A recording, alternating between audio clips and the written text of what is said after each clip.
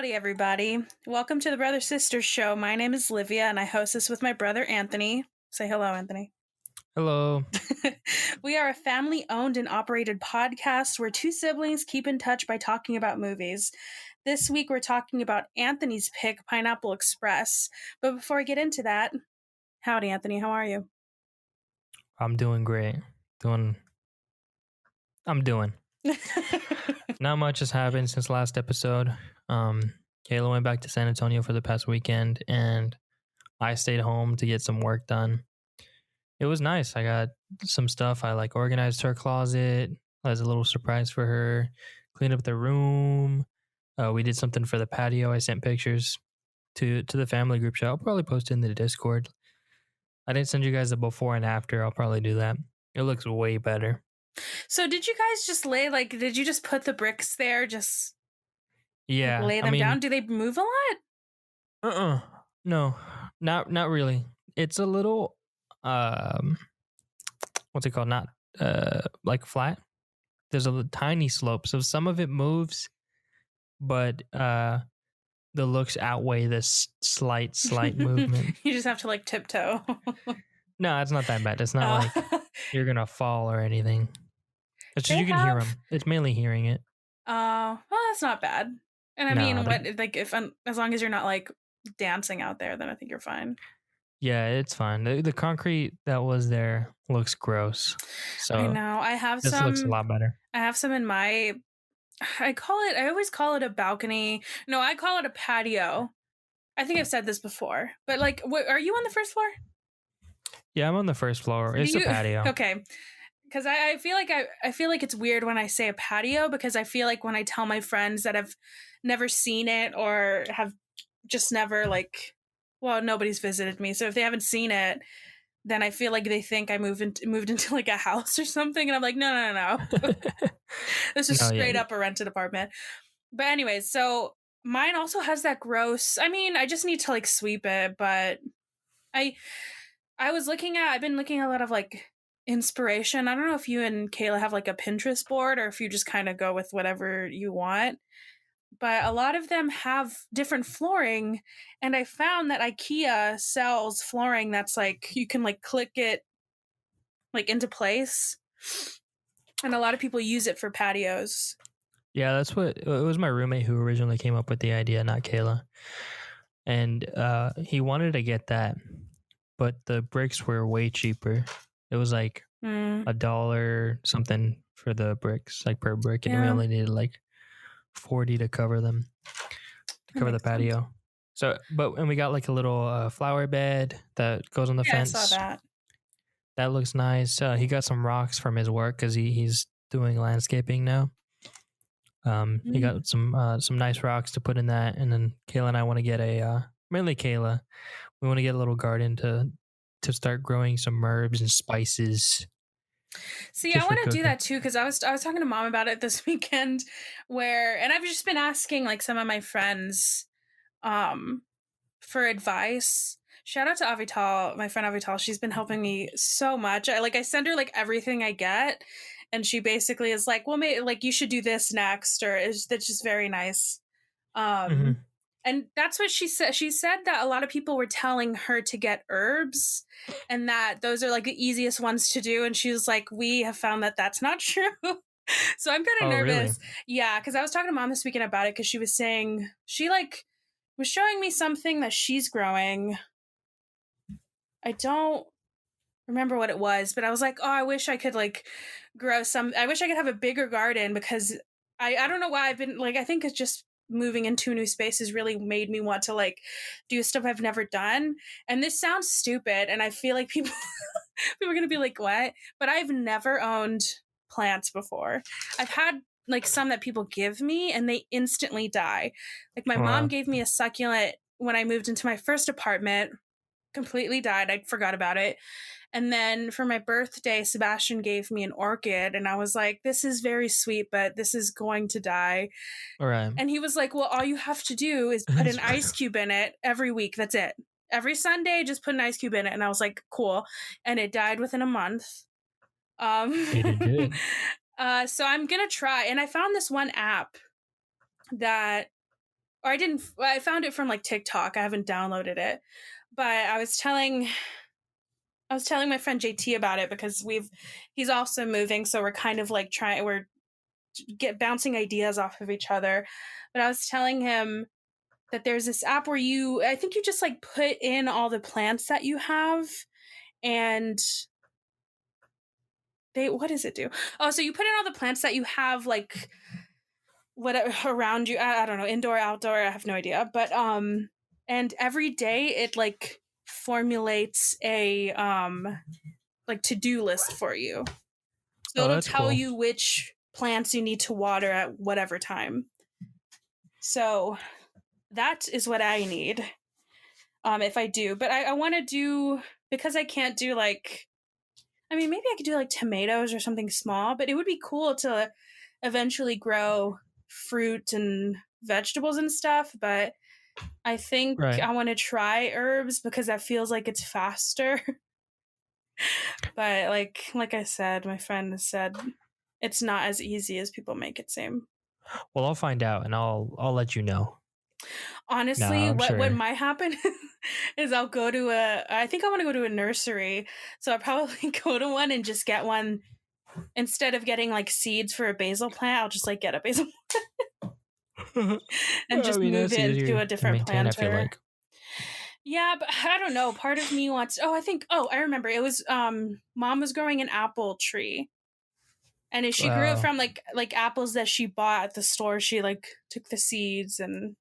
Mm-hmm. So that just made me. I was like, oh, that'd be cool to like. I want to be one of those people whenever I can invite people over to be like, yeah, I made this pizza and it's seasoned with the basil that I grew in my garden. This pineapple is on the pizza is grown actually back there. right through these windows. I want to do eventually grow strawberries because I love strawberries. That would be really cool, but I don't think I have the room for it. I don't think you have the guts. No, I'm kidding. You couldn't handle. I don't think you could, honestly. What does that even mean? Just kidding. I just know it'd bother you if I had that opinion of you. I don't think you could stomach it, man. You'd probably throw up every time you saw it. It's just whatever. I think you just have to move out. Guys, I really just can't. I'm gonna break this lease. I don't care how much I have to pay. Just get me out of here. That's so funny. No, but it's nice, the patio. I was like, how do we get here? It makes me like want to go out there and just chill. Because I know, I envy that because I don't have anything in my patio, so I have yet to go out there. It also is just like so fucking hot. Yeah, once it gets cooler, just go out there. Then we got a s'more maker. So a s'more maker? Yeah, it's just like so it looks like a fire pit. No, not a fire pit. Well, I guess you can't have one in your. Is it like a fondue thing?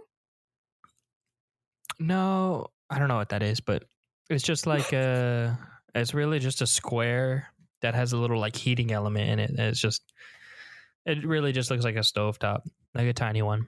A s'more maker. Just put it in the microwave. That's what Kayla likes, microwaved s'mores, but that's just how is it different than whatever contraption you're talking about? That's disgusting. How? I can't stomach it. Really? Wait, you really don't like microwaved marshmallows? It's just, it doesn't feel real. You can't get that golden brown from a microwaved s'more. Okay, can I tell you a quick story? What's up? So people who know me know what college I went to, and I probably have said it before, but for the purpose of the story, I won't say. But at my college, I think it was my freshman year. I don't know which. I think it was the second semester, which doesn't matter. But I just want to say it. There was one night where I woke up and there was like the fire alarm was going off. But then when I like walked outside, I just heard people like saying, my roommate was gone, so it was just me trying to figure out what the fuck was going on. And I don't know how I don't remember how I figured this out, but somebody said like, hey, look at the stairs. And the stairs were like my dorm was in the middle of where the two different stairs from like the different corners were, and there was water coming out of the stairs, and so what? there was just like water like forming around the exit, like where the stairs were. And it's kind of hard to describe it. Basically, we just like all went downstairs. I didn't know what was happening. People were saying that like the whole dorm was flooding. So all I didn't want to carry everything, and in case we were displaced or everything was ruined. So I just took my laptop and then my roommate's laptop and I stuffed it in my backpack and went downstairs. And we were there for like a couple of hours, just like waiting in the lobby. There was just so many people. Mind you, I want to say that I don't think it was like midnight, but it was super late. So it was just a bunch of people who were like woken up or just in their pajamas. Like it was insane. And my dorm was fine. A lot of dorms that were underneath the one particular one that flooded, those people were all misplaced. So they had to stay at different dorms, or I think some people had to stay at hotels for a while, and all of their shit was ruined. Because I don't know if you know about sprinklers, but that water that's in a one of the like fire sprinklers, I don't know what you call them, that just like is still water. And if that stays for however many years, like the only time it is ever flushed out is when the alarm goes off. Like they don't really flush them out and clean them. No, yeah, I know anything it touches, it just ruins because it's disgusting water. It's just like moldy and gross. Right. So all their shit was ruined. The dorms, like there was a smell for such a long time. And I think I was on like the first or the second floor, so it didn't reach mine. Thank God. So I got to go back. I think that night I got to go back. But basically, the reason I'm telling this entire story, I was so confused, is the reason what we found out. The reason, because we were like, how the fuck do you set off? I mean, smoke detector, okay, but how the fuck do you have to do a lot of damage to set those things off, to set the sprinklers off? And it was started because two people in one dorm, were trying to make s'mores with a lighter. So the people like you, Anthony, that won't just use a fucking microwave, you cause property damage. Well, I didn't do it inside. I did it out on the patio. But isn't that insane that first of all, tons of people were pissed at them because at least I think it was like 3 or 4 floors below them, probably 2 or 3. All of the dorms that were directly below them for a couple of floors were all ruined, and those people were displaced, and they like lost all their shit. Can you imagine? Just because you wanted some s'mores and you're like, oh, let's use a lighter. Yeah, that sucks. Our apartment has those. It makes me scared because it's right above my desk. There's one right above my desk. Oh, yeah, I have a ton. I have one in every room, I think. I don't know what will happen if it goes off. Well, that's like I said, it's really hard to do that. I mean, there's so many times. I have so many stories. I was also, this was not when I was an RA. This was just when I was a resident, but I have so many stories from when I was an RA at the same college. I never personally saw this, but usually all dorms have the sprinklers in their rooms. And I mean, fun fact, I guess, I don't know if people actually know this, but I learned during that time that if you look at the sprinkler, it has a little like red tube going through it. That if that breaks, it's really hard to break that. You can only like actually break from fire at a certain amount of degrees. So basically, if this place is legit on fire, then that will go off, or it'll like break. Or if you personally break it. And so the amount of times that residents would hang stuff from it is very alarming, because you can just like, if you accidentally hit it on like something on it, then that can trigger it to go off. Right. I remember seeing the signs. Yeah. Like to not hang things. And it's like, fun fact. Yeah. Why would I? Is hall directors or the people that work at the building, they can't shut that off. we have to wait there. I don't know how it is here, but you usually have to wait for the fire department. So it'll Right. go off for however long it takes them to get to you. So just if you ever see one of those, do not touch it ever. And that's why they're so high. Like it is really hard to try to like break it. You have to intentionally be doing it or just be really dumb. I don't know. Yeah, that would suck. If you have if somebody listening though has a story of how they accidentally broke one, I would set one off. I would love to hear it. Yeah, let us know. Because sorry, I just went on a rant, but like that every time I eat a s'more or I think about s'mores, I think of that story. That must have been a sad sight. Just two people huddled, presumably in a corner, just because they wanted some trying s'mores. to make some s'mores. Can you imagine? And like, I think they tried to like. People were so pissed at those people, and I think I don't remember if I figured out who they were, but some people did. That'd suck. Yeah, and like I said, we waited for the fire department, and it took them. And then when they got there, I think they couldn't figure out how to turn it off. Yeah. So like, it was all. Just imagine a bunch of water going like just like flooding your apartment for however long. I want to say an hour, but I don't know if it was that long. Gross. Well, I might make us more after this. Who knows? But, all right. What have you been watching? No. There's one more thing. Oh yeah. I'm getting my A&M ring soon. Oh yeah, my Aggie ring. So that'll be cool. I'll get the blink. That's it. Did you know that? That's all do you know who the kombucha girl is? Brittany. Yeah, Broski? she went to A&M. Yeah, I didn't know that. I've been watching her videos. Are really funny if you want to watch them on YouTube. But yeah, she always wore A&M shirts, but I never know when people, because a lot of people that just live in Texas just have A&M shirts. So I just thought, she just had them, but then she was doing a video where she was like drawing something, and I saw. A&M. Oh, did she? Yeah, it was like a COVID thing or something. I remember seeing it. That it was like a get ready for campus, something like that. I don't remember. Oh, but the one I saw, it was just a YouTube video, and she was drawing, and I saw her ring. Yeah, I'll get that bling. It'll look cool. How is it? How are they going to do it now? Like, you're getting it soon, right? Yeah, so the way they're doing it is just gonna like you go 6 feet away and you just toss it to you. Yeah, they're like, go long, and then they just throw it. And if you don't catch it, you don't get it. You don't get it, you don't deserve it. Those 90 hours or whatever. It's the Aggie way.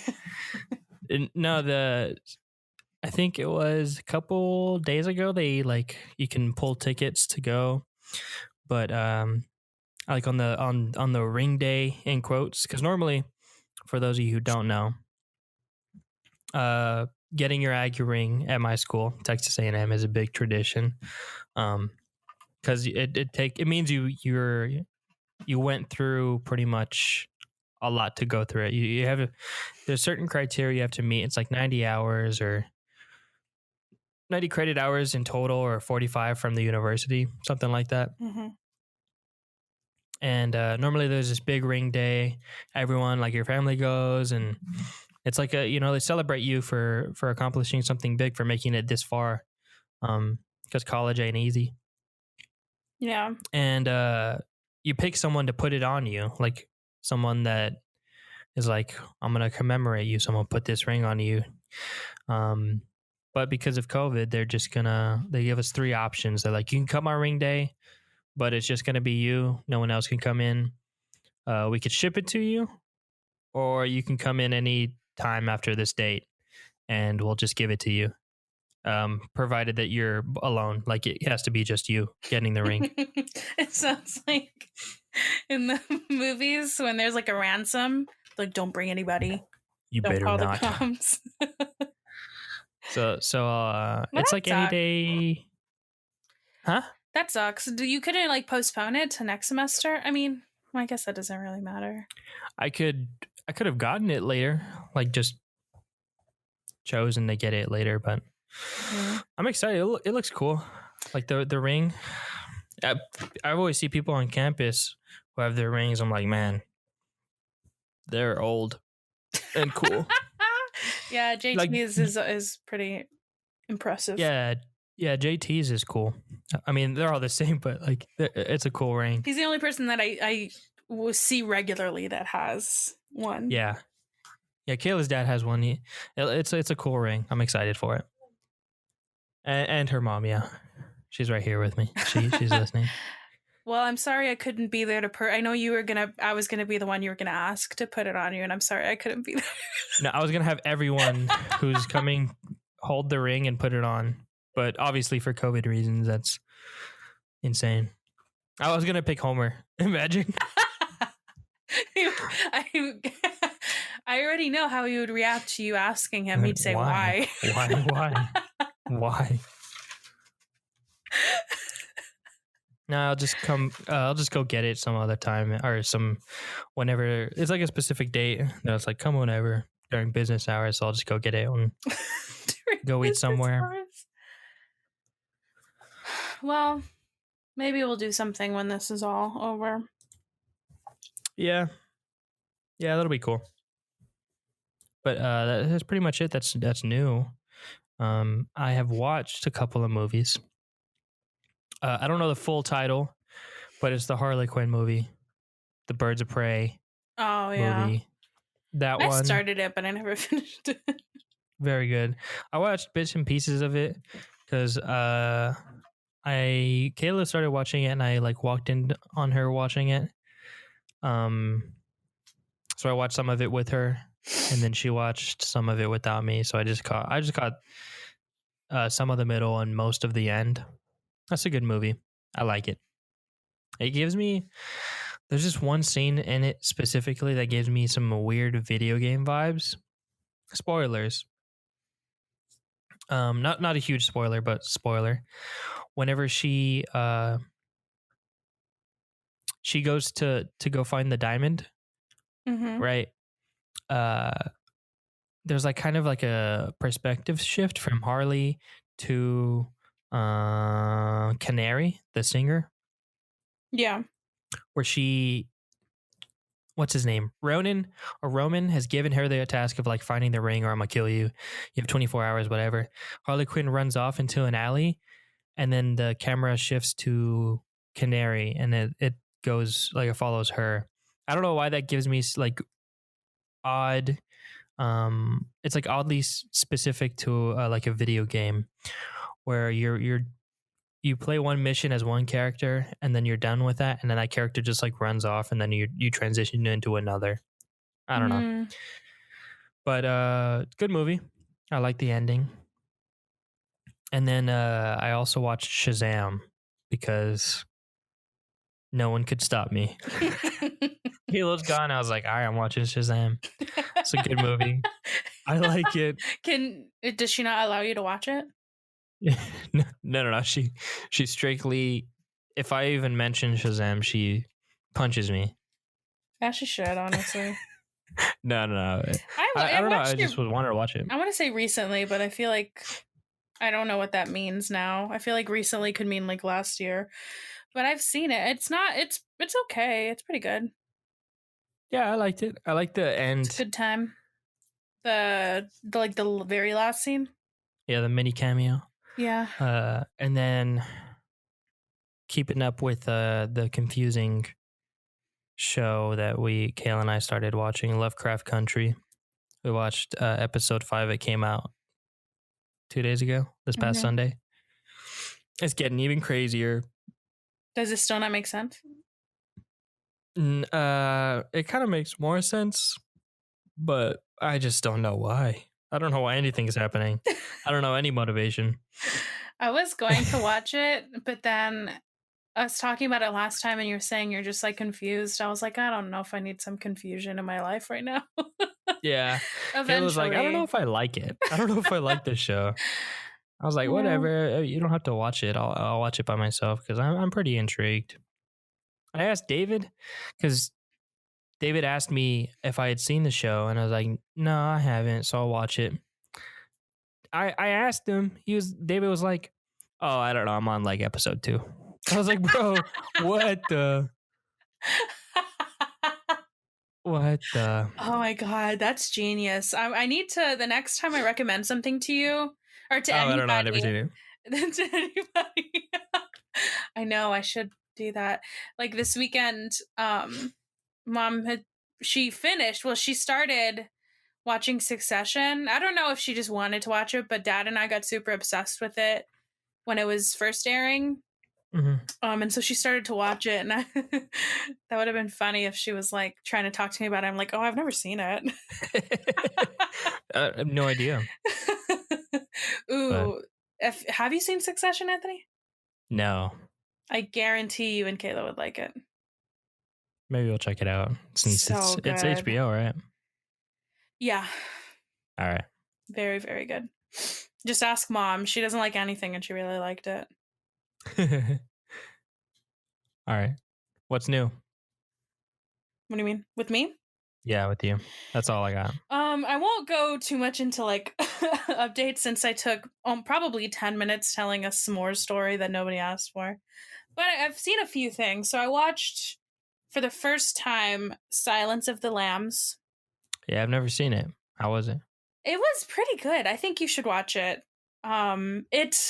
It's kind of like, I think something I've talked about on this podcast about it just takes me so long to watch old classics, and people, since I self-identify as a movie lover, people are always like, what? Like, you haven't seen that? And it really drives me insane. So I think part of it is I don't want to like satisfy people by watching these classics. But another part is like, well, what if I don't like it? I mean, Yeah. I don't know. Usually stuff, when people hype it up, I end up not liking it as much as other people, and I'm like, well, that was kind of a waste of time. I don't know, but this one, it is worth the hype. It's very good. It does, like I was saying, like there's something I brought up before, is another thing about watching older movies is sometimes it's hard to put the context of the time that it came out while I'm watching it. Because I think I've mentioned this with like when I watched When Harry Met Sally for the first time. I would watch it and I would see certain things and I was like, I've seen this a million times. But I need to keep reminding myself, oh, I've seen it a million times, but those are derivatives of this movie. Like this movie set a lot of precedents. And so for this one, it did feel I could easily do that. Just because the acting was really great. There are some things, I mean, I would say if you watch this movie, also watch a documentary called Disclosure, because they do a really good job of explaining just like better than I could how problematic this movie is in a lot of ways, but it is a good, like, written, how it's written, how it's acted, it's pretty good. But just to give yourself context, of, like I said, of the problems this movie has that you might not even know, just about gender identities and how it kind of like it does a really shitty job of explaining it, and it contributes a lot to like the demonization of transgender people. So those are both on Netflix. So Silence of the Lambs and also Disclosure are a great double feature. The next one is one called Crawl. I think it's on Prime. The alligator one? Yeah. It's actually pretty good. I remember when it came out a while ago. I think I want to say like last year, 2 years ago, maybe. Yeah, last year. Pretty recent. And a lot of people are saying that it's pretty good for like what it is, and it was. I mean, I just wanted to watch something that was easy to watch. Yeah. I don't know. I don't want to compare it to Jaws because Jaws is a classic. But it is kind of like that, where there's just like that scary feeling of just something in the water, something you're like put in the water, and you're not, like, humans are not really familiar with the water like certain creatures are, and so to be on their like playground kind of thing is really scary. You're in my house. Yeah. That was creepy, and I never really thought alligator. I mean, they're scary, but I never thought they were like a threat. And so to watch this, I was like, oh. But yeah, it was pretty good. I highly recommend it if you want to watch something that's like actiony or suspenseful and has like monsters. I mean, if you think that alligators are monsters, but yeah, pretty good. It also has like a cheesy, like family thing, where she's like, yeah, But she's she being, cares about her family.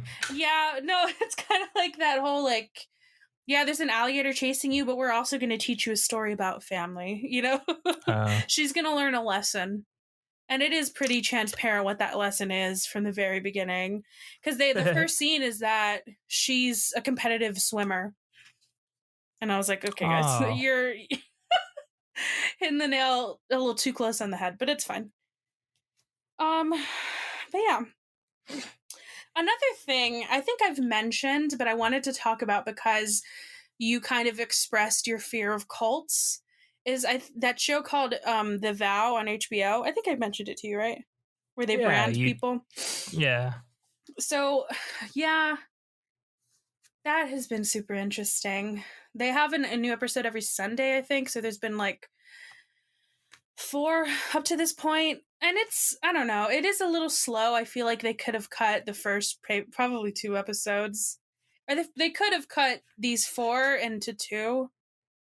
But it is interesting to see just how like scary cults are because I don't know if the Scientology one did a good job of this, but I think this is the first time, other than Midsummer, of like showing showing exactly the techniques that they use and how close they are to like an MLM, like a pyramid scheme. What do you call it? Multi-level marketing. Sure. And how Yeah. like the people they prey on, and I don't know. I see why you're scared of them, because I feel like it could be like cults don't have to be. What am I trying to say? Like you They don't could have to be see that once drastic. well, and all, yeah, like you can see. I think that the scary thing, and correct me if I'm wrong, is that when you see movies like Midsummer or just movies or documentaries that talk a lot about cults, you start to recognize things that are familiar that either got you to go to the college you go to or go to the job that you work at. Like you see certain tactics that people are using on you, and it might not be a super like you might not get it might not get to the point where you get branded, right? It might just get like you might just have a job now or go to a certain school or have a certain uh club you're a part of, but nobody is above manipulation. Right. And is that Yeah. what is scary to you? Yeah, I think the scary thing is it's just you never know how close they are to you. Yeah, that's true. Like they could be a cult in your town in like a community center that you don't even know about. Because I mean, and the scary thing is like anyone can be a cult member. Like they don't look a specific way. Like you can't just. And some I of feel them like, might not even be like bad intention. They just are tied in with people that are. right. Like I think that's another thing, is that it's showing a lot like the people that are the center of this documentary are the ones that they basically started it with this one guy. I forgot his name. I think it's like Keith or something. They started it with him and they recruited a ton of people, and then they realized a little too late how like shady this guy was, and they feel like the guilt of like all the people that they brought in, and they're trying to help get them out. And so the guilt that they feel that they brought these people, and they thought it was like they thought they were doing them a service. They genuinely thought it was a good thing they were doing for them, and it turns out that it's not. That they're like manipulating women into losing weight and counting their calories and having sex with this like weird guy. And yeah. I don't know. Yeah. Scary. Very creepy. The last thing, and I don't know if you mentioned this, but I'm currently in the middle of The Boys on Prime. Is that what it's called? Oh, yeah. On season 1. Or maybe it was Sebastian. Have you seen that show? No, but I've heard good things about it, but I can't bring myself to do it. I just don't like the trailers. It's actually really good. I think you would like it. There's this YouTuber, I don't know if you know him, Michael Reeves. No. He does like, he's a tech YouTuber, but he does like funny stuff. So The Boys season 2, I don't know how far you are in season 1, but everything I know about that show, as far as like plot, is from that his video, because Amazon sponsored one of his videos too, where he made a baby that shoots lasers out of its eyes. Yeah. I saw some of that clip and I was like, why? I didn't even bother. I wasn't intrigued on why that baby had lasers coming out of its eyes. I don't know. I think you might like it, but who knows? All right. I don't know. I have a couple of movie news. Do you have anything else to say before we move on to movie news? I got nothing. All right. So the first thing, well, let's start with something. I'm going to start with, we have 2 things. The first one, I didn't really read into it like I should have, because I honestly forgot about it. But there's new standards for movies that can qualify for Best Picture at the Academy Awards. Did you see that? Okay, what is it? So they have to meet 2 of 4 standards. And basically, well, okay, let's read them. So, and like I said, only 2 of these 4 standards. The first one is at least 30% of all actors in secondary and more minor roles are from at least 2 of the following underrepresented groups: women, racial or ethnic group, LGBTQ+, people with cognitive or physical disabilities, or who are deaf or hard of hearing. The second one is main storyline / subject matter. The main storylines, themes, or narrative of the film is centered on an underrepresented group, and it's the same list that I had. The third one. Oh wait. Oh, okay. Is the same thing about having at least one of the lead or significant supporting actors is from an underrepresented racial or ethnic group. I can't find the fourth one. Anyways, so that's kind of, it didn't have what the fourth one is, but basically what they're saying is you have to have like some sort of diversity. And I don't know, I don't even know if like, there was like obviously some people that were like, well, then that means that you won't actually see the Best Picture. And I was like, because whites only make the work. I know, like, these are all like, this is literally the least you could do. Yeah. Like, I don't understand. And then there's another argument saying, the one that I saw that was like, well, then we can't do any more period films, period pieces for like that are back in the day. Oh. First of all, yeah, you can.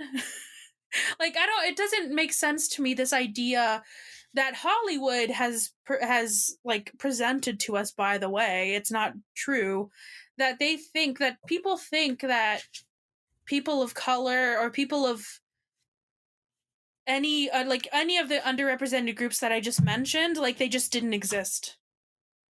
Like, oh, yeah. Well, you're right, they only existed since the 80s. Like, come on. Even people were like, well, just look at 1917. Yeah, they didn't have any leads that were of color or that were like of those underrepresented groups, but they did have actors of color because people they wanted to be accurate to who was in that war. It just people just want to be upset about literally anything. How dare you promote diversity in the most mundane way? I mean, I wouldn't say mundane. I mean, they changed to like requirements for a pretty big, the award. So sorry, okay, I did it wrong. So I mentioned it wrong. So the 4 standards are what I listed is just many of the things of one standard. So the first standard is on-screen representation, themes, and narratives. The second one is creative leadership and project teams, so basically the crew that are not on camera. Standard C is industry access and opportunities, so like internships, training, all that. And then standard D, or the last standard, is audience development. So representation and marketing, publicity, and distribution. So basically they're covering all their bases. Sorry, I read that wrong. But it's not just about who's on screen, but it's about who's making the movie, who you're giving opportunities to like be in the actual industry, and who's publicizing the film. Which I don't like. Why do you want to be? It doesn't make any sense to me that you would argue against diversity. It's just going to make better movies. Why do I need another fucking? I mean, like, I think people are like, well, then you can't make another kind of Pride and Prejudice movie. Well, yeah, you can. And second of all, we don't need another one. If you can't add any sort of diversity into your movie that you're making, then don't make it. We don't need it. Yeah, that whole period piece thing, that's just seems an excuse. Dumb. Yeah, like there's so many periods, bro. There's so many periods. Well, and also so many people of so many backgrounds have existed in all of time. So like, what? I don't understand. That doesn't make any sense. White periods are not the only periods. Well, and it's also like, it's not a problem in the period that they're setting it in. It's a problem of the movies that, like, the people that they're casting. Because there's been movies, like the first one comes to mind is that Gods of Egypt. That was a movie, right? That was set in Egypt, and it's a cast full of white people. So like, that is obvious that they don't care what they're setting the movie in, because they think that a white actor is the not the standard, is the default. Right. Well, how are you going to set a movie in Egypt and have all white people in it? It's because white people made it. Exactly. And if you the movie, not Egypt. Well, yeah. But okay, so do you have anything else? Because I have something lighter to make fun of. No, I have other stuff that I just thought of, like new trailers and stuff. I mean, The Mandalorian Season 2, that trailer dropped today. That's exciting. I don't know if you saw the trailer, if you're keeping up, but yeah, that's going to be good. They're really leaning into this is the way. It bothered me. I watched the trailer today with Kayla, and they said that so many times. This is the way? Yeah, this is the way. Because that's like the... Directionally? No, like more metaphorically. Oh. Because he's... like, this is the way that it has to be done, or the way that we do things. I've never seen the show, if you can't tell. Yeah. Okay. Dude, Dad is going to be pissed. This is the way we have to go, guys. Dad is going to be pissed because he was like... The last time I saw him, he was like, I think I'm kind of done with y'all's podcast. And I was like, why? And he said, because the last one was 2 hours long. Which one was that? Oh, wait, was it 2 hours? The Get On Up one? Oh, yeah. I think it was. And I was like, well, I mean, and we're already 40 minutes in, but you know what? Let's keep going. Sorry, go on. This is the way. Yeah. They said it so many times. This way to the Mandalorian. This way. Mandalorian here. This is the way. No, I was like, they said it so many times. I was like, Kayla, they're really leaning into this. She was like, what do you mean? We just watched the This Is the Way trailer. I just thought it was funny. Mandalorian 2, This Is the Way. This is the way. I didn't like that, but everything else I'm excited for about the show. Okay, any more trailers? Dune, but I don't know anything about that. Me neither. And that I need to do more research on it, because I don't think it's like set in a dystopian world, right? Is it set in like this world? I have no idea. I really know absolutely nothing. I saw something that's the problematic casting. Yeah. Sorry, I cut you off a lot. No. But yeah, that's exactly. I wanted to mention that, but then I don't know enough about it. If it's like set in this world, because if it is, and if they cast Timothy as the lead, then yeah, that's a little annoying. Yeah, I have no idea. I have no idea. Stacked cast though. I feel like it's not going to be good. Maybe, probably not. Like after watching the trailer, like it can only with a cast like that, it can only be one of two things. It's either going to be really good or really bad. And I see it being really bad. I have Kayla hope, had but no idea who was in it. She kept on seeing more people. Like, whoa. all I knew whoa. was, well, I know Oscar Isaac. Like, I will follow him to the end of the earth, so I know that he's in it. I know everything he's doing. But that's him, and then Timothy. That's all I knew, and so it was also kind of a nice surprise to see all those people. Yeah, that's all I got. That's all I could think of. The last thing, because we watched a biopic last time, I saw it this morning, I think. Also, do you say biopic or biopic? Biopic sounds like a medical term. I say biopic. Okay. I do too, but I hear people say biopic more than the other one. Biopic makes me think of Bionicles. Okay, let's see. Anyway, so I don't even know how to get into this. So, Madonna is set to direct and co-write her own biopic. She's Really? co-writing it with Diablo Cody, by the way. I don't know who that is. She wrote Juno. Oh. And a lot of other good movies, but I think that's probably the only one you've seen. And Young Adult and Tully, I think. But yeah, how do you feel? Why would you want to? I understand. Okay, so I think the only way you can actually do that and it not be like just really bad is produce it. Like the one Straight Outta Compton, I think a couple of the people like produced it, but it seems weird to direct and co-write your own life. I mean, I don't know though, because if there's one person to do it, but then I just have a bad taste. Like I instantly was like, well, that's stupid. But I feel like if somebody I liked said they would do that, I'm like, oh, genius! Of course you should do that. But yes, Tom Hardy. Yes, yes, that's. Well, I just want to see him do anything, honestly. But I think I just have like a bad taste in my mouth from her because of the whole like COVID shit. Like I think she wasn't trying to say that it was like a hoax. I don't know. So, and I just thought that was hilarious. Well, what do you think about? Like, would you, if you were in that position where they were like, we're going to make a biopic about you, would you want to, how would you want to be involved, if at all?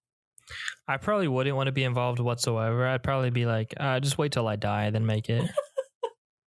It's like, I think the only involvement I would want is I would want to, if I don't want to write it and I don't want to be like involved in the creative process, because I feel like I would be too like, well, I would try to edit too much. So I think the only say I would want is for me to like pick who wrote it and who directed it. Oh. I would at least give a list to be like, this is who I want. Yeah, I guess that's a good point. I think if it was made during my lifetime, I think the only thing I would really want to have say over is because it would be over my life. I'd want to say whether or not things really happened. I wouldn't want like a dramatic thing. Like if they like make up a dramatic event that just never happened, I'd be like, no, don't do that. And if they're like, well, this movie will be boring, I'd say, well, why are you making it? Like, if my life's not that exciting, yeah, it shouldn't be a movie about it. At least not like a full lead feature length. I haven't done anything. Maybe I will, but I want it to be as realistic as possible. Yeah. Yeah. So interesting to think. I mean, and also, has she directed anything? Has she acted in anything? Maybe a music video? I think she's been in a movie or two. She has to have been. If Dad didn't stop listening, he's going to hear this and you're like, is she even acted? And if she has, he's going to be like, that's the last straw. and he's gonna throw his AirPods across the room, and he's gonna leave a bad review. They don't even know Madonna. All right. Anything else before we hit a quick break? No, that's it. All right, we'll be right back.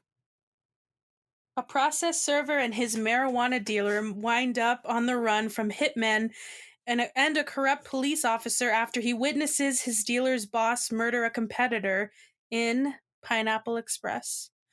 Directed by David Gordon Green. Story by Judd Apatow, Seth Rogen, and Evan Goldberg. Written by Seth Rogen and Evan Goldberg, starring Seth Rogen, James Franco, and Gary Cole. Had an estimated budget of about $27 million. Opening weekend, it made about $23 million. In the U.S., it grossed about $87 million. Worldwide, it made about $101 million. Nice. Critics gave it a 6.9 out of 10 on IMDb, 68% on Rotten Tomatoes, and a 64% on Metacritic. How dare they? Who do they think they are? I mean, Let's go. Let's get straight into it. All right. So we start with a black and white scene set in 1937. Two men, there's like a car driving into just an empty field, and then two men get out of the car and go into a hidden bunker underground. It's like a big ass rock, and they just lift it, and there's a little hatch to go underground. Once they get into there, whoa, that's a stupid way to say that. They get into there. It looks like I put a wartime hospital because I didn't know like when this was. That's stupid. No, it does not look like that at all. It looks like they're doing science experiments on people. I think I just looked at the coats and I was like, hospital. No, they're definitely doing some experiments. Well, I mean, yeah. We see Bill Hader. He's like in a interrogation room and he's smoking a joint. And then they ask him, the people outside are like observing him, and they ask him how he feels, and he says he feels like a slice of butter. Like a slice of butter on a stack of flapjacks or whatever. And then they ask him, for whatever reason, they ask him how he feels about his superiors. And he says he has two issues with their whole operation. One, there's too many dudes. And two, quote, "Why are we underground, sir?" Why are we underground, sir? And from the way, I mean, I don't know, I tried to, because I've seen this movie so many times, so I tried to like dissect it, and it's very weird. This is probably not a problem of anybody other than us have had, but it is kind of weird to watch a movie that you've known for so long and like try to dissect it, you know, like think critically about it, or just like take notes and be like, well, the way that they're acting, this has to be the first time anybody's tried pot. Like, of course it is. Yeah. It's I don't remember this part, so it was like kind of new to me. Oh, I remember this part. You could tell that they're just experimenting to see, for some reason they want to see what happens when you smoke this. Yeah, they didn't really, and that's another thing too, is I tried to think, I was like, well, do they explain this? Because I don't want to just like say it again if they explain it, but they really don't. You kind of have to like infer what's happening. But yeah, I remember this scene, but I specifically remember when he was like, "Why are we underground, sir?"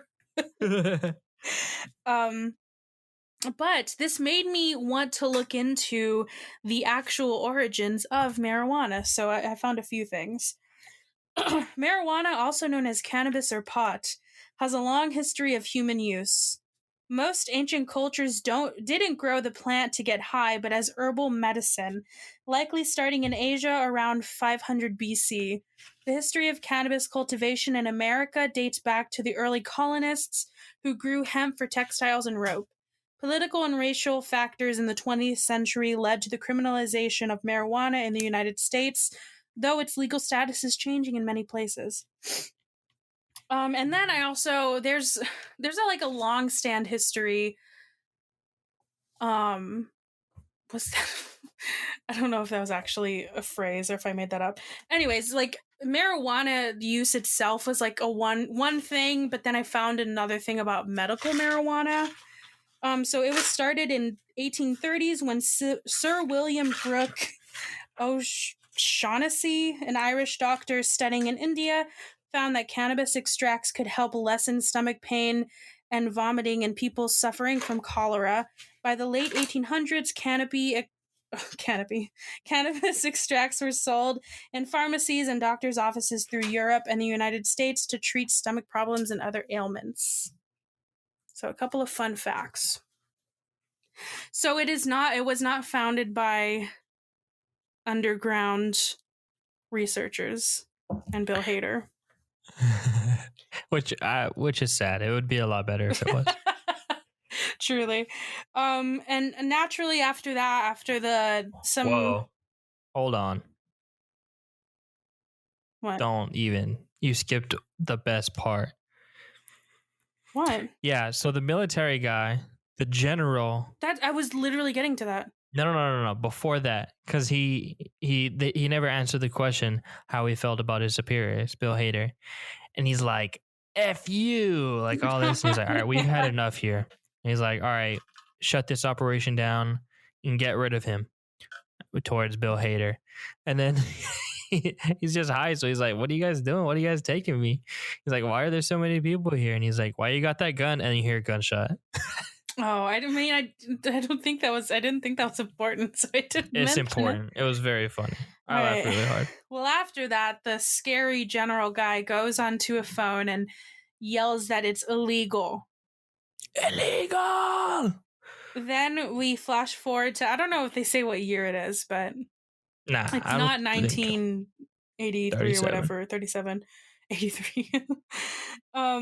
And we meet Dale, who is Seth Rogen's character. And he's something called a process server, which I also looked into. According to servenow.com, process servers are needed in an assortment of tasks such as filing court papers, serving legal documents, and document retrieval. Their principal job is to deliver or serve legal documents to a defendant or person involved in a court case. And this scene has him just like smoking and also like serving these papers, but he has disguises so that he can like get to these people. And it made me want to look up the legality of this because I don't think I've ever seen this in anything other than this movie. So I actually found a really funny quote from the same website, which is an actual website of an actual business that helps hire process servers. So they had like a community discussion where they posed the question, have you worn disguises to serve papers? What has worked, what hasn't, and what is your take? Because it's like really highly debated within the process server community, or at least it was. And their takeaway from the discussion was said in a quote that they put on their website, which reads as, overall, group members agree that disguises have no place in process serving. While some turn to a ruse to get past a difficult doorman or complete a serve on a particularly evasive individual, group members note that the first attempt should always be approached with respect for the individual that is being served. A common theme in the conversation is that professionalism needs to become a central value within the industry. Many process servers dress business casual unless the location where they are serving calls for different attire. Inevitably, a number of comments pointed out that serving process from day to day is not consistent with the image presented in Pineapple Express and reality television. The conclusion, process servers should not wear disguises when they serve. Man, that sucks because I would love to have that job just to dress up and just like. I do get what they mean though, how it's like, I mean, I don't know. I do want to ask somebody that has, but I thought it was very funny that when researching process servers that I found a quote that mentioned this movie. I want to do that. it seems, I don't know. It is funny the way they do it because people are so pissed. Because I mean, they're serving papers for subpoenas or like for people that owe money, like just shit that you don't want to deal with. So I get it, but yeah, it does make for a good intro or like Yeah. beginning scene. And like I said, we intercut with him serving people and calling into radio shows, which he does like when he's driving and smoking. Um, and this is just like a funny scene, but it actually is a really smart way to introduce the main character. And I think I've said this before, or at least like have made the notion that I really love when movies show and don't tell. And so this is a really great example of that, where throughout this like really funny scene, and it seems pretty innocuous, just him driving around and like calling radio shows in disguises, smoking, whatever. But through all of the calls that he makes and like just the way that we see him interacting with people, we can already learn that one, he loves smoking pot. And he talks about too, he loves it to the point where he's talking to the radio host about the legalization of it. And he's also dating a high schooler, which is not really something that, I mean, it just the way they did it was really funny. Yeah. Instead of just him like an annoying scene where he's like telling a friend or whatever, like, remember, I'm dating a high schooler. Oh, my high school girlfriend. Oh, I hate that she's in high school and she's my high school girlfriend. Yeah, it's pretty funny. He just like mentions it, but yeah. He also previews what this movie is about. So he mentions, like I said, that decriminalizing weed also means that you don't have to deal with dealers. And he says that they're creepy and they think that they're your friend. So they just always want to smoke with you. And you're like, it's just a transaction. I just want to get my shit and leave. Yeah. So that's why I mean, that scene is just funny, but I really love what it does for the plot and like setting up the world that we're in. And like I said, I love, like he mentions that dealers are creepy, which I love that he says that, and then we instantly cut to him making out with his high school girlfriend in a high school in between classes. Very funny to me. And he mentions, well, like I said, he's with his high school girlfriend. He mentions that he can't go to dinner with her parents, and she's pissed. And while they're arguing, some hot high school guy comes in and like just is talking to her, gives her some clothes that she left in his car, and it makes Dale very jealous. And then right after, he has a fight with the teacher. That teacher is so funny because he's like standing up to Dale because he's like obviously not a high school student. He's like, "Where's your hall pass or whatever?" But then the cool guy shows up and he's like, "Oh, so hi." Creepy. Like, you working out? And he's like touching his arm. All right, and so after that, I think I don't really have anything else from that scene. There's like in most of the comedies that we do, there's so many little jokes and stuff that I don't really write down unless it's like memorable to me. So Anthony, if there's any line that I missed that you really love, then just let me know. Oh, I already added. I know. My quote. So after this, he goes and meets his dealer, who is Saul, played by James Franco. And Dale is already obviously uncomfortable. He just like wants to get out as soon as possible. And I have a fun fact about this first meeting. So the first time Dale visits Saul, he apologizes for coming up before he was buzzed in, to which Saul replies, quote, "Stuff your sorries in a sack, man." This is actually from an episode of Seinfeld, where the characters disagree over whether or not the quote is a commonly used expression. Ironically, after the popular episode aired and was replayed over and over in syndication, "Stuff your sorries in a sack" actually did become a casually and commonly used expression as seen here in this film. I never heard that before. I feel like Dad should have said that before. Yeah, I don't think I've ever heard that either. "Stuff your sorries in a sack, man." Like, when do you... Oh, yeah, that just feels weird. Can you imagine saying that to somebody? I'm going to try "Stuff your it. sorries in a sack, man." Whenever... What's going on? Oh, sorry, I lost my place. Okay, so after that, Saul starts to show Dale like the product that he has, and he mentions a new one called Pineapple Express. Look to Another camera. right, credits roll, movie's done. And I have another fun fact about this. So James Franco's line, quote, "It smells like God's vagina," was actually originally improvised by Seth Rogen, but James Franco told him it wasn't funny whenever he first said it, and then used the line in the next take. That's funny. He just wanted it for himself. I guess.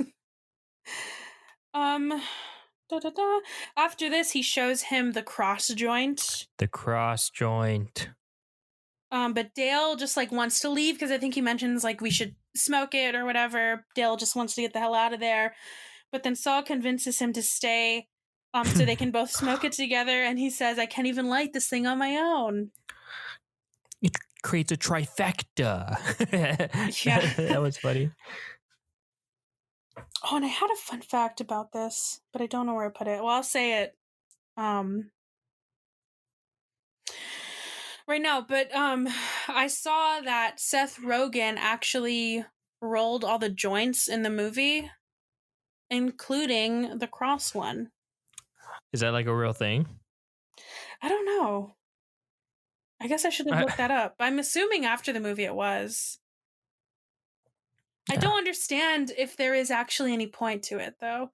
Because I think he said once you have to light all three and then the smoke is like intense. I don't know. I don't really think it's a thing. It creates a trifecta. Yeah. A trifecta. He said like his favorite civil engineer designed it or something like that. That was really funny. I like that. Like, because they bring it up later. Oh, yeah. But it's just his little, like, interest in civil engineering got me laughing. After this, Saul gets another visitor, and while they wait, Saul asks Dale why he wears a suit, and he says, he like tells him about his job. He says that he's a process server, and then Saul's like a servant, like a butler. Man, that interaction when the two guys come by to buy drugs from Saul. Yeah. And he brings his friend. He's like, "Oh, can I have some Percocet?" Didn't he have like a rat tail? Yeah. His name was Mark. He was like, "Bro, of course I don't have no Percocet. You think I have Percocet?" Like all that stuff. And I was really funny. Just that whole interaction, it just seems so awkward. Okay, yeah, I was.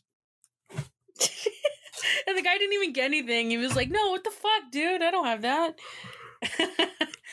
After that, Dale just leaves. He's on his way, and he goes to serve some guy, but then he stops to smoke a joint first. And while he's parked outside the house where he's like going to serve this person, I think at this point he knows his name is Ted, right? Yeah, Ted Jones.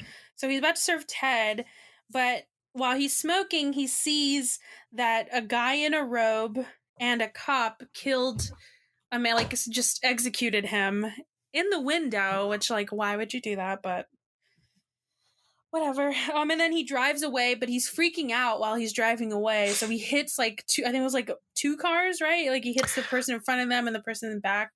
Yeah, the cop car as well. Yeah. And he throws his joint out. Yes. It was Pineapple Express. Well, and they see him, like I said, because he's making tons of fucking noise. So they see him and they like chase after him, but he leaves. But they do see the joint.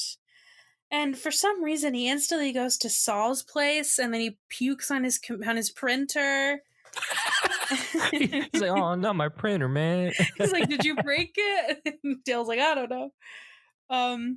Saul calms him down, like basically telling him like, "There's no way they would have known. Like, even if they could have seen you, but like, how are they going to know who you are?" But then Dale realizes that he tossed his joint, which was full of the Pineapple Express, and so while talking to Saul, he realizes that how rare it is, And I think Saul says, like, yeah, we're the only two people that have ever tried it. And he's like, well, you can trace it He to freaks out. me. Because I don't know if I wrote this down, but how does he know that Ted is connected to him? So before that, he's like, oh, I have to go. Dale, when he first leaves, he's like, oh, I have to go serve this dude. He's like, well, what do these people? Saul asks, like, what do these people do? Oh man, I was not paying attention. Sorry, go on. Like, he's like, what are the things that these people do? And Dale's like, I don't know. I don't know what Ted Jones did. And then Saul was like, oh, Ted Jones, I think I know that dude. That's what happened. Oh, okay, yeah. Be better. Well, anyways, they leave. That makes sense because after they leave, and then Dale is trying to like get more information on Ted, and he's like, I think Saul says something about like, yeah, he's like really like he's crazy about murder. Yeah, he's crazy about murder. It's like, what?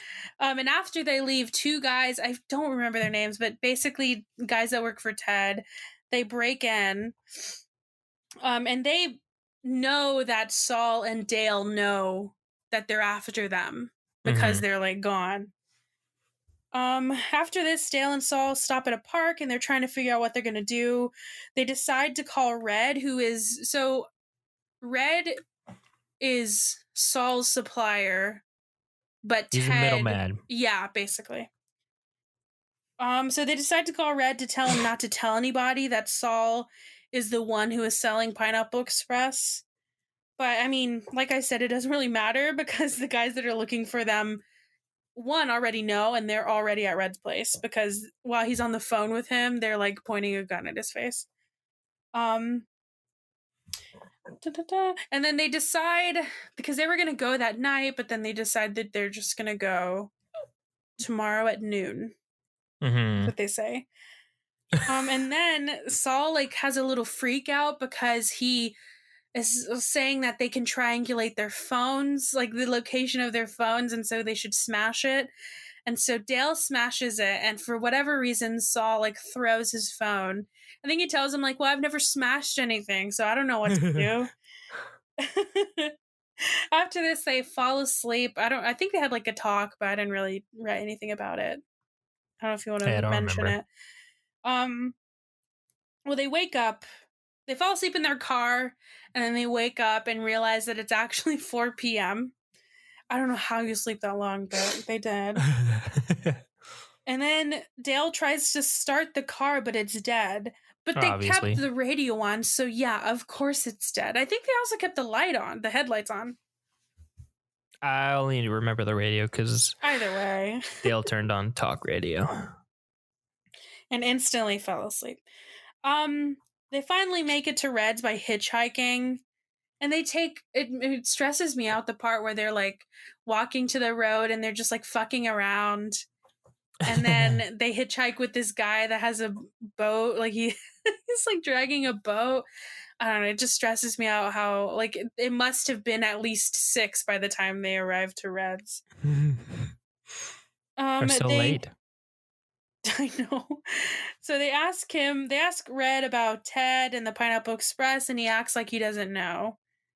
And Red is played by Danny McBride, by the way, which he is one of my favorite actors. He's so fucking funny. So he's like just denying everything. Saul is instantly buying it. Dale's really skeptical. And then Red excuses himself to call his wife, but Dale is still not having it. And then they start fighting because Dale pulls the phone from him and he just doesn't trust him. And so I think they start the fight, but Red like throws an ashtray at him, right? Yeah, so like really hard. Red throws an ashtray at Dale. And then Dale manages to get the phone. He goes to the restroom and throws the toilet down, or the phone down the toilet while Saul and Red are fighting. And then while they're fighting, this is the quote that I wrote down. Oh, I was like trying to read this. I was like, did I write that? I thought I was losing my mind. Okay. I wrote it. As soon as I saw it, I had to write it down. Please. Red says, "What we do in this life echoes in eternity," and that got me so much. When It was was so funny. that? When Does he Dale like yell flushed, it? yeah, he yells it. I don't know why. I don't remember. He just said, "What we do in this life echoes in eternity." I just thought I'm that that's getting so that funny. tattooed on me, dude. It's so funny to in a fight. What we Like if do in someone's this beating me up life and says that to echoes in me, eternity. I don't know what I'd do with myself. That is so funny. There's so many little lines that he says that are so fucking funny. Yeah. What Another we do. so they managed to get to the restroom. Like the fight goes to the restroom and Red gets in there and he locks the door.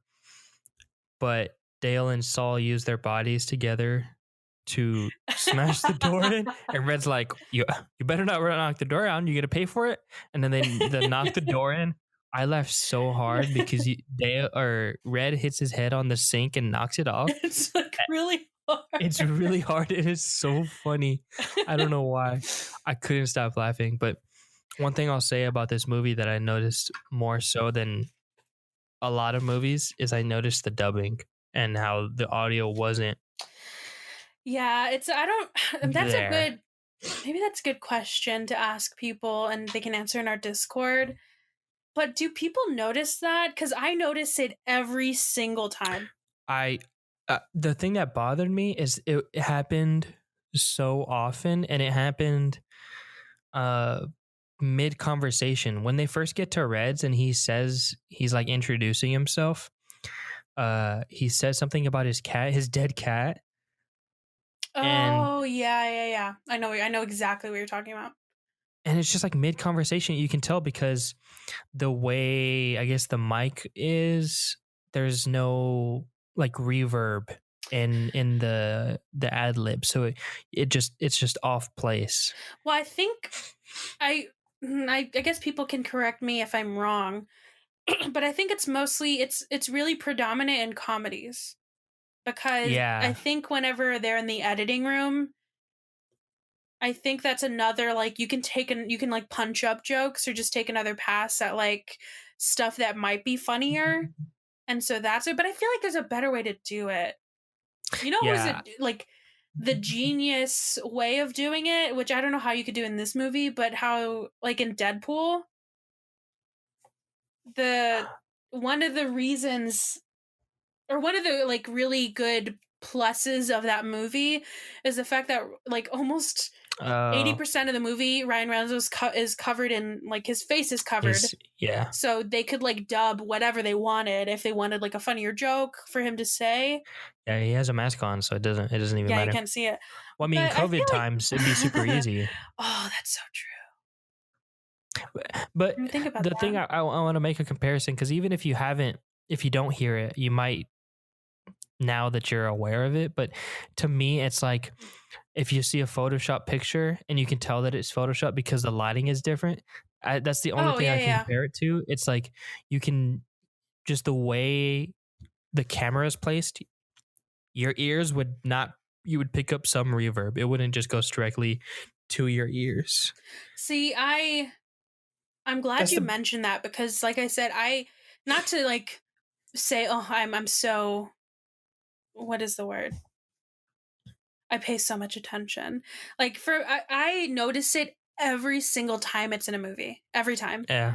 And I never point it out because I think it's one of those things where if I point it out to somebody, they're like, well, now I can tell and it ruins it for me. So I never say anything because I don't want people to be mad at me.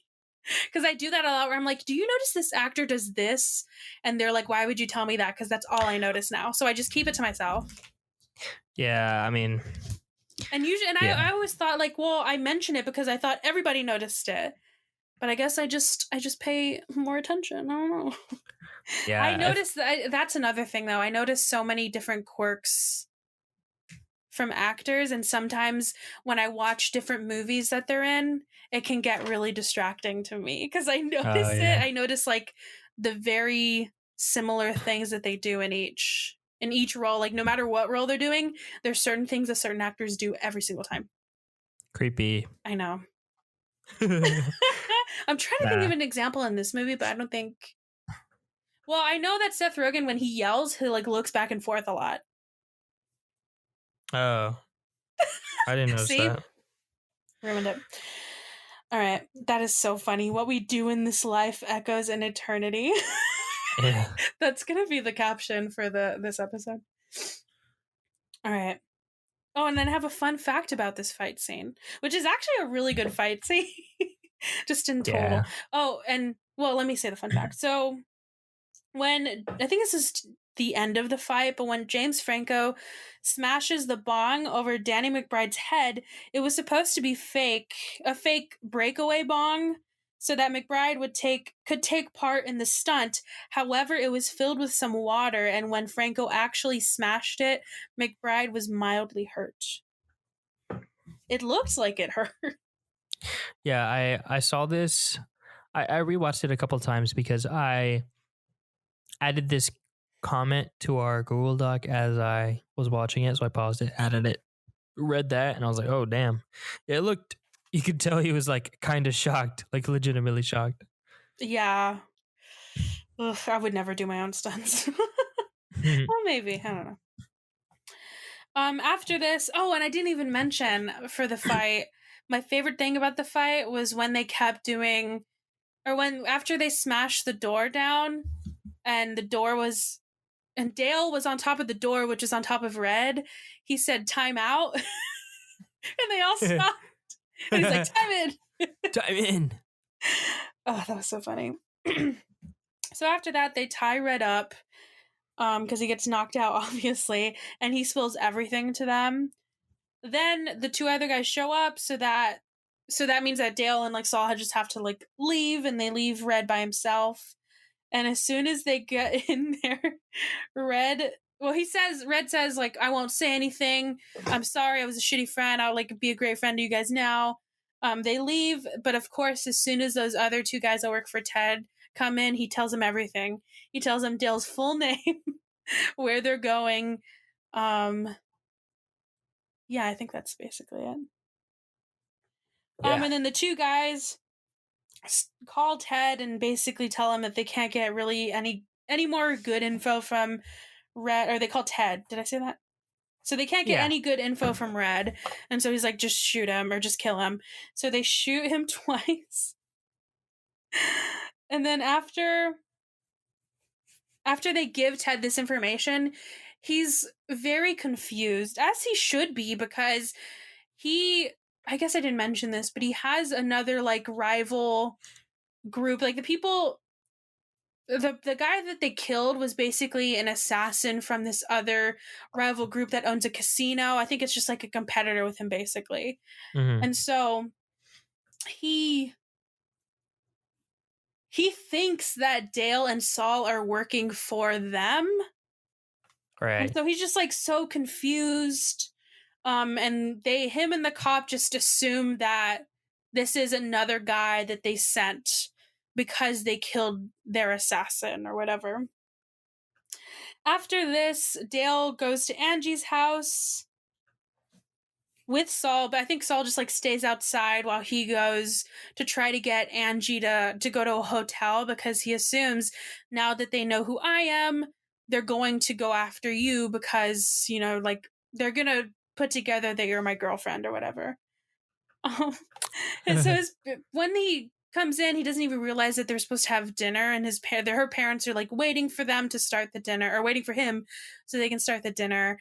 And they're super concerned about what's happening. They get really mad at Dale, and they have this scene alone. I mean, this whole movie has great lines, but this scene has so many good lines that I wrote down. So I'm going to just list them. I think I have 3. So his dad, or her dad, says something about how he's gonna do something, and Dale says, "Don't let him gonna. No, don't wanna." Mm-hmm. I played it like 5 times. After this, the dad threatens Dale, telling him to leave by the time he gets back or he'll shoot him. And so he's basically going to get a gun. And Dale says, "Why would he bear arms?"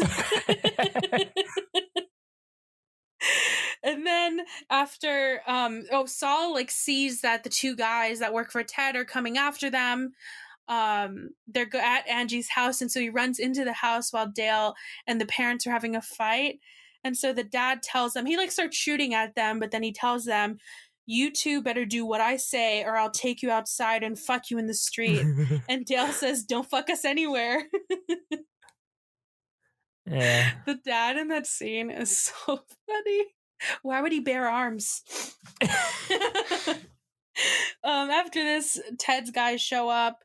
Oh wait, I already said that. Oh, and then Angie stabs Saul with the fork, which that was very funny.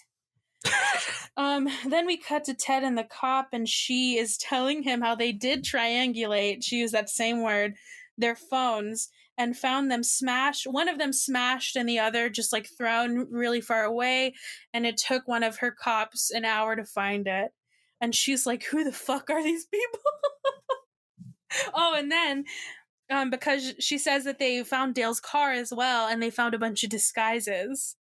And it just confuses them so much more. And she's like, "Who the fuck are these guys? Who is Dale Denton?" And so Ted decides to call their rivals, and he just basically to settle it, but he just gets mad at him and he starts yelling. And the cop is pissed because she's like, "Do you know how weak that made us look?" Mm-hmm. After this, we see Dale and Saul realizing that they need to sell some of the weed so they can get some money for food. Right after they decide to sell weed to high schoolers, which is so stupid. After this, Saul goes to get them some food after they have money, while Dale is waiting for him, smoking a joint. Police officer for the school. I forgot what she called herself, but she's basically a police officer for the school. She comes and arrests Dale for selling the weed to said high schoolers. Obviously, because Saul was like, "All right, whatever money you have, and just take handfuls of it. Yeah, whatever your hands can hold." And then Dale is just still aware, like in the same spot that they committed the crime. And so while she's arresting him, he tells the cop about what he saw, and she says that she's going to help him because she's like, "Oh, I think I know who that bitch is," after he's telling her about the corrupt cop that's helping Ted. But of course Saul ruins it because she's like, she's taking him, she arrests him and puts him in the back of the car, but she's like going to take him to the station and like basically get a story, help him out. But Saul ruins it by jumping in front of the cop car, and getting hit by the car, and this slushy that he has just like goes everywhere. And she gets out. While she gets out, he steals the car, and they get chased by the other cop who's working with Ted because she hears because the first cop like calls it in, and so the corrupt cop like hears who that is, and basically that she needs to go down there and see what the fuck is going on. Right. And a fun fact about the slushy, the red Slurpee that Saul spills over the windshield of the cop car was darkened in the trailer after it was discovered that audiences were mistaking it for blood. They're dumb. I mean, it's pretty obvious that. Well, maybe if they just show the scene where it's on out of context, the windshield from the inside, I could see that. You also can't tell it's a slushy when you first see him with the cups because it has a drink lid, not a slushy lid. Oh, that's true. I didn't even think about that. That's instantly what I thought about because I was like, because I read the fun facts. If I've seen the movie before, I usually read the fun facts so I know where to put them. And when it said slushy, I was like, where is the slushy at? And then I didn't realize until like he got hit. But anyways, it is a pretty funny chase scene. I don't really have much to say about it other than I do like it has like there's so many chase scenes in so many movies, but this one is a lot different because it has like the slushy over it, which I feel like would have slid off right away. Sticky. It could have stayed there. That's a thick ass slushy. It is. But Also, the fact that he, like, Dale tells him to kick in the windshield, and when he does, his foot gets stuck. And so he, like, can't see, and his foot is stuck in the windshield. So that is pretty funny. Da, da, da.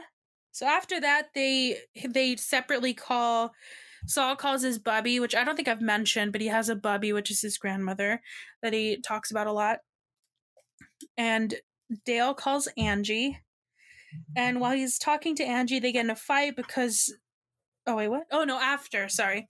So he gets in a fight with Angie, but that doesn't really have much to do about the movie, so I didn't really mention it. But the fight that we can talk about is the one that Saul and Dale get in, because Saul just instantly wants to smoke a joint, and Dale's like, "Are you fucking kidding me? Like, that's the whole reason that we're in this mess." Yeah, I don't like to see them fight, but it's hard. Yeah. But they talk about what they would really do in life, right? What they want to be. And Dale says that he wants to be a talk radio host, right? Uh-huh. And Saul says that he's going to be this best civil engineer, and he wants to make playground. What is it? I don't remember. He wants to make a hole where kids can shit and playgrounds. That's what he wants to make. I don't remember that at all. That's funny. So after they have their fight, they go their separate ways. And Saul goes to meet his bubby. But as soon as he gets there, he sees the two guys that are working for Ted there talking to Bubby. And then he leaves, and it causes like a whole scene because he hits one of the guys with a coffee pot. And after the police get there, Dale walks up and Dale like shows up because I think he's trying to apologize to Saul, but he sees like the whole scene that's happening, and he overhears what happened to Saul. I know what you're going to talk about, so please talk about it. I didn't write it down, but I know you would mention grandma is the cops are talking or asking questions. She's just like freaked out because two men kidnapped her grandson. She's like, "Oh, I think you have something there," and it's a mole. And he's like, "Ma'am, I think that's a mole. I can't wait to be that old and just like not give a shit and just." I need to know if so. Here, I guess this is an idea if we ever interview anybody that made this movie, particularly Seth Rogen. I need to know if that was scripted, or if she improvised it, if they improvised it. I just need to know the makings of that line because it is so fucking funny, and the way that the actor reacts feels genuine. Yeah. So I just need to know. I don't know if anybody's talked about it. I'm assuming not. I was waiting to see it on the fun facts, but it's like something grandma would do. Like her grandma. It just feels so. It feels so much like what that lady would do that I can't imagine somebody writing it. Yeah, it's so funny. God, I need to know. I need 1 minute with Seth Rogen, and that's it. That's all I'm gonna ask. All right, after this, we cut to them taking Saul to some shed, and they make him go down in the hatch from the beginning of the movie. Same hatch.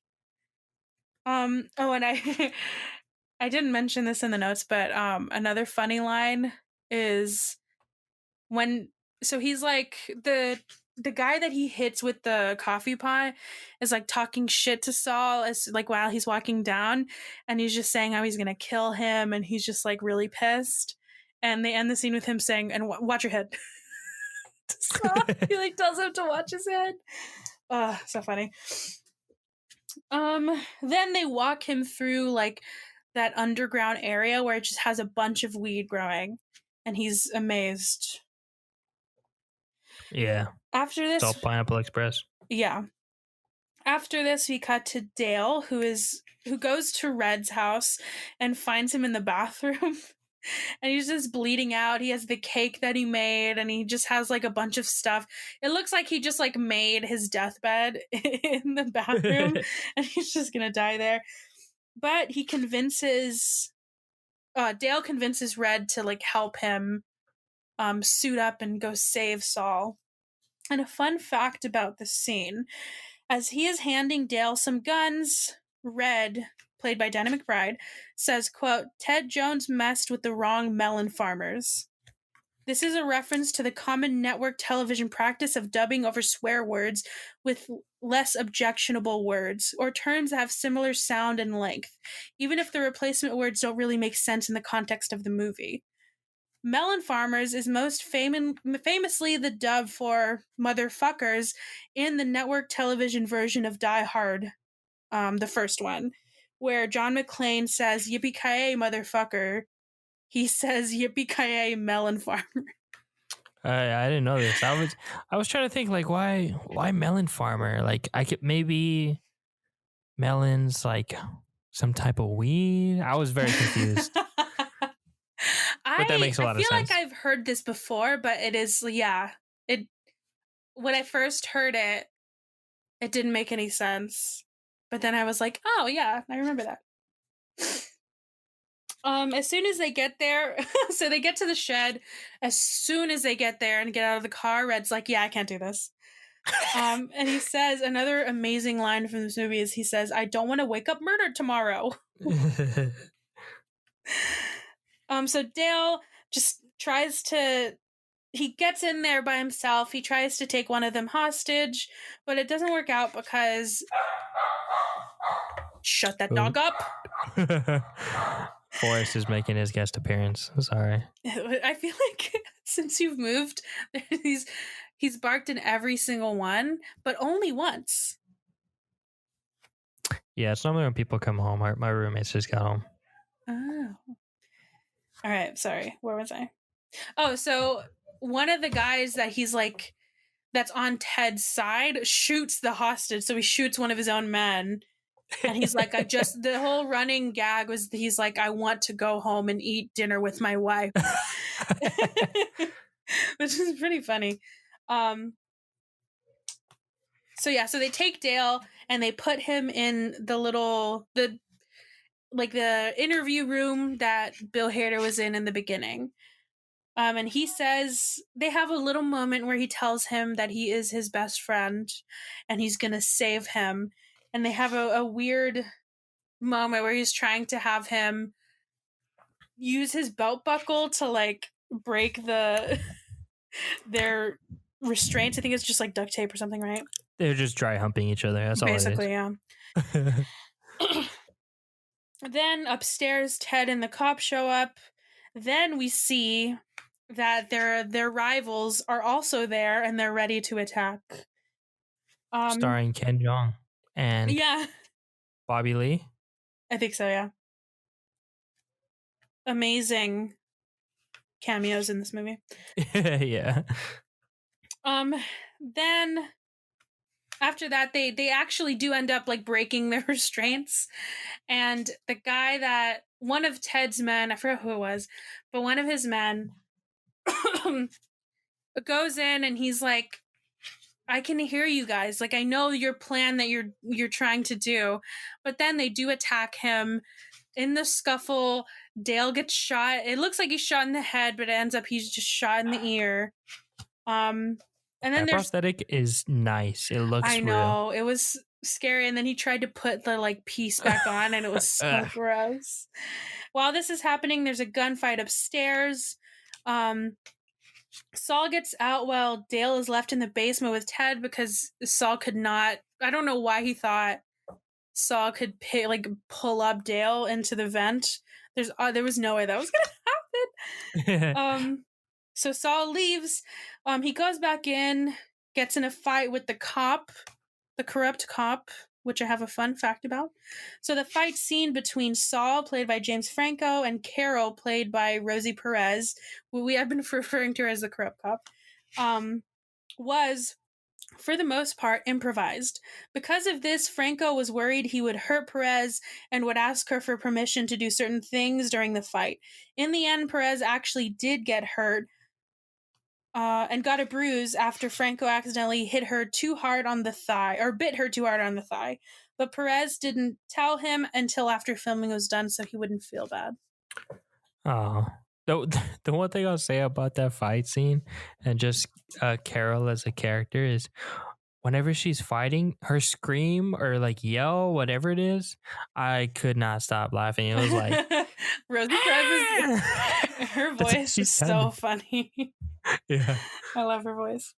After this, one of the guys is about to kill Saul, but Red comes back with his car and runs him over, and it's really gross. And then Red gets shot yet again by corrupt cop Carol. We cut back to Ted and Dale, who are in the little basement area, and they're fighting, but it's interrupted by Ken Jeong, who throws a bomb at them. Yeah. Somehow Dale gets out of that. He like runs, I don't know, but he dies. Dale then goes back up. He saves Saul and carries him Oh, outside as the shed whoa. burns down. Huh? You missed one of the funniest parts Go on. where the whole reason Dale's interacted with Ted is because he's trying to serve him. Oh yeah, I forgot about And so that. he throws the He still envelope on his has dead it. body. He's like, "You've been served, Ted." Oh, I forgot about that. That's so funny. So But yeah, after they're outside, they're watching the shed burn down. Red also stumbles out of there and is alive somehow. No idea how. he should have been dead so long ago. That was probably the running gag is he just was alive. It's pretty funny. Then we cut to them at a diner, just eating, having a great time, kind of recapping the movie. And a fun fact about this scene is that the diner scene near the end of the film was not in the script. It was improvised on the spot by the actors. Yeah, it felt real. Yeah, it did. Especially that part where they're talking about like when Dale's like, we should get one of those like heart necklaces that are broken like into pieces. I also love that they're not cleaned up. Like they're still bleeding and beat up and gross. And like I said, they're basically recapping the movie. He's like, "Oh, we got in a car chase scene," and Red's like, "What? That's crazy." Then it ends after Bubby shows up and picks them up, and hopefully they all go to the hospital. And I don't know if you caught this, but when they get in the car, you can hear Bubby saying, "Y'all smell like shit." Yeah, she's funny. And that's the end of the movie. I have a pretty good list of fun facts, so let me just read them off. Seth Rogen originally wrote the part of Saul Silver for himself to play. It wasn't until the table read that he realized James Franco would be funnier in the role of Saul. Good choice. Good choice. Yeah. Seth Rogen rolled every joint. Oh, yeah. Like I did have it in the fun facts. So he rolled every joint and cross joint in the film himself. This was the first marijuana-themed comedy to gross over $100 million worldwide, which made me ask, what are the other ones? Probably not a lot. I don't know. I mean, maybe more now, but I can't think of any. Seth Rogen told the April 25th issue of Rolling Stone magazine that the filmmakers originally wanted a budget of $50 million but was only able to secure $25 million due to the drug-heavy subject matter. I was going to say, pitching this movie must have been so funny. Especially in that time. This was made in 2008. Yeah, that would have been perfect. Rosie Perez, who played Corrupt Cop Carol, convinced director David Gordon Green to cut most of her dialogue out, telling him it would make her character's crooked side more effective and ultimately more mysterious. Yeah, I got that. She was kind of creepy. Same. Seth Rogen was a guest on The Howard Stern Show on August 11th, 2008, and he told Howard Stern that he wrote the script in 2001. However, since he was still relatively new, it wasn't until his performances in the 40-year-old version and Knocked Up that the script was approved. That usually happens. Like, I know for some reason, I know that I think Ari Aster, his first film was Hereditary, but I think he wrote Midsummer first. Yeah. Yeah. Seth Rogen had to practice yoga to be more limber for the more physical scenes in the movie. He did a great job. That's funny. Just imagining Seth Rogen doing practicing yoga for this movie. Bryan Cranston read for the role of Ted Jones. However, Judd Apatow felt Cranston wasn't evil or scary enough to convincingly portray a drug dealer. Ironically, Cranston later rose to prominence playing Walter White, a high school teacher turned meth dealer in Breaking Bad, which also started in 2008. So I guess I get it. And if you think about it, before Breaking Bad, like the biggest thing that I don't want to get flamed for this, but the biggest thing that I know that he was in was Malcolm in the Middle, and I don't really think that character was like menacing. So I get it. He would have been really funny in this, though. I love Bryan Cranston. All right. The word fuck and its derivatives are said 180 times. That's not that much. For 2 hours or an hour 52 minutes. Yeah. I'm sure there's been more now. Speaking of Succession, that show, they probably do that and more within one episode. The scene just before Dale calls Angie crying at 1 hour and 12 minutes, a woman with a red shirt and jeans walks past. That extra was Lauren Miller, who is Seth Rogen's wife in real life. Oh, look at them. She's also in, I don't know why I know this either, but she's also in 50-50. Do you remember that? Have you seen that? No, I've not seen it, but I know of it, yeah. You've never seen it? No, I've never seen it, but I've heard of it. It's really good. Well, she's in that. She plays like a little cameo. In the original script, Dale's girlfriend Angie was an adult and a strong, mature businesswoman in sharp contrast to her slacker boyfriend. The decision to rewrite Angie as a high school senior was done to avoid unfair comparisons with Shaun of the Dead. You know, that's really funny because I hadn't seen this fun fact, but during the dinner scene, I was like, when they were fighting with the parents, I was like kind of thinking about Shaun of the Dead. I haven't seen it in a long time. Specifically because he's wearing like a suit. Mm. And I mean, Shaun doesn't do that in Shaun of the Dead, but you know, he wears like nice attire. I don't think this will mean anything to you, but I like this fun fact. The high school is the same school from the movie Jawbreaker. No, it means nothing. Man, that's a gnarly movie. Basically, I'll give you a synopsis. So these girls, this is going to sound like a fake movie. These girls surprise, like a group of popular girls surprise one of their friends by kidnapping her for her birthday. And do you know how like some people put like a ball gag in your mouth? They put a Jawbreaker, and while they're like driving around with her in the trunk, they decide to like, they're like, okay, let's like show her, let's like show her that it's us. And when they open the trunk, they see that she actually swallowed the Jawbreaker, and it's a big one. So she's dead because she has the Jawbreaker in her throat. And it's just that happens, like, that's not really a spoiler. That's like happens within the first like 5 minutes, or maybe it is. I don't know, but it came out in 1999, so don't be mad at me. But yeah, that movie doesn't exist. What the hell? It's very funny. All right, last one is Saul's grandmother, or Bubby, has a different last name than him, which is Belogis. They said it, and I should have listened, but I did not. Which he says to Dale at one point during the movie, and that is actually Seth Rogen's mother's maiden name. That's a fun fact. Truly is. All right. Good movie, fun time. That's why I picked it. It's funny. We all need a laugh. Yeah, it was a great time. I forgot how much I like this movie. It has a lot of good lines in it that still made me laugh. It holds up. I don't really laugh like out loud at a lot of movies, but yeah, this one made me laugh a lot. For dumb shit too.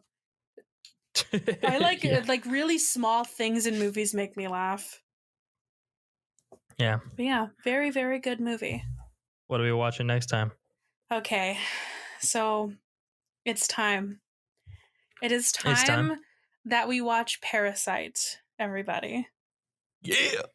I want to do, because this one is like Pineapple Express was just fun to watch, didn't have to think too much, but now we're going to think, and we're going to put things together. I've seen it. I know you've seen it, right? Yeah, I saw it. How many times have you seen it? I've seen it three times, I think. Oh, okay. First two outside of the theater. Last time I saw it was in the theaters. They are showing it here in College Station the night of the Oscars. So instead of watching the Oscars, I saw Parasite. So I remember that was cool. Oh yeah, before we started recording, I joked. It was kind of a joke, but not really. That I want to remember the last time I was happy this year in January when it won Best Picture, when it won basically everything. Everything it deserves. Yes, because it is the Best Picture. Yeah, I don't really.